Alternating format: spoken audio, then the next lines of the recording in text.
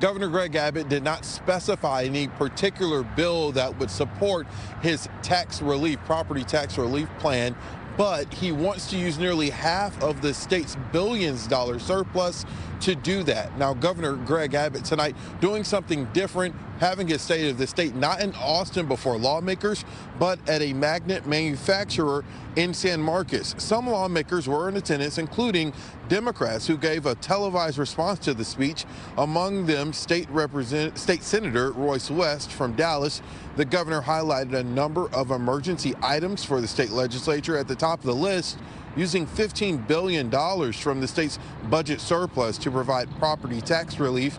Details of the proposal weren't provided in his speech tonight, though some of the money has already been earmarked from existing cuts passed in previous bills. The Senate's draft budget has money earmarked to boost homestead exemptions, but it's unclear whether the governor supports any new bills that have been introduced.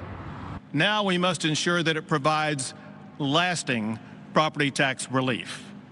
To get that done, cutting property taxes is an emergency item this legislative session.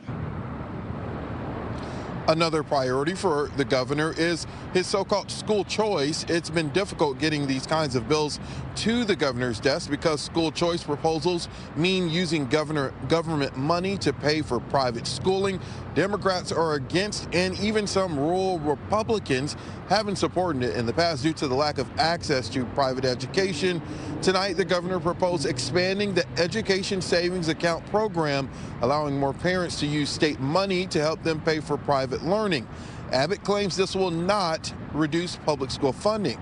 Through it, though it should be noted, he also says the proposal of any increase in public school funding, including using portions of the surplus.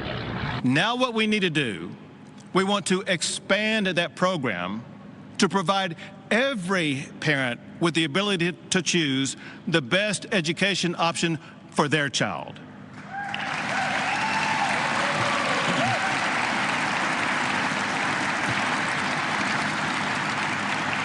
To be perfectly clear, under this school choice program, all public schools will be fully funded for every student. This issue is so vital to the future of our state. I am making education freedom an emergency item this session. In their response, the Democrats' response to the governor's speech, Democrats included taped messages from Uvalde family members and someone who lost power during the 2021 winter storm. Amber Briggle, the North Texas mother of a transgender child, also talked about protecting LGBTQ people in Texas.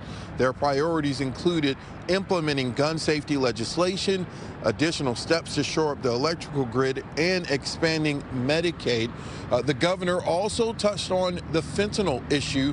As we know that we've had multiple deaths in the North Texas area, Governor Abbott wants lawmakers to classify fentanyl-laced deaths and pills as poisonings, and so that prosecutors can charge those criminals with murder. The governor also talked about backing a bill that would create a mandatory 10-year sentence for criminals that are caught with illegal guns, and he touched on other items like lawmakers talking about committing nearly $5 billion to fund more border security efforts.